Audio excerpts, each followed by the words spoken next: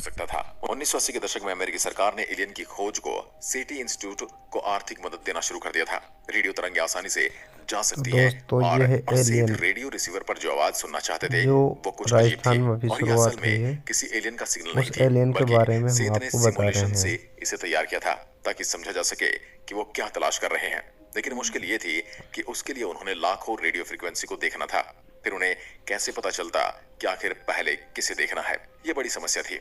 Alien ने यह संदेश तो भेजा नहीं था कि किस फ्रीक्वेंसी पर मुझे ट्यूनिंग करना है। ऐसे में सेठ को हर फ्रीक्वेंसी को चेक करना था और ये समय को बर्बाद करना ही था।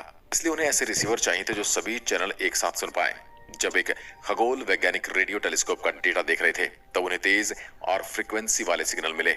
उन्हें तब ये लगा कि ये एलियन के सिग्नल है। वो बहुत खुश थे। उन्होंने डेटा के पास वाव लिखा था।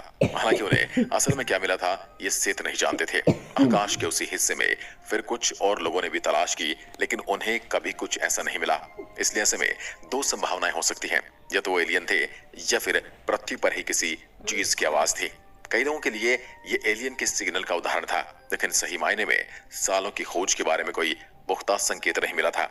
अब सवाल ये उठा था कि सरकारों का ऐसे प्रोजेक्ट पर अरबों रुपए खर्च करना सही है या गलत। इसका कोई नतीजा ही नहीं निकले।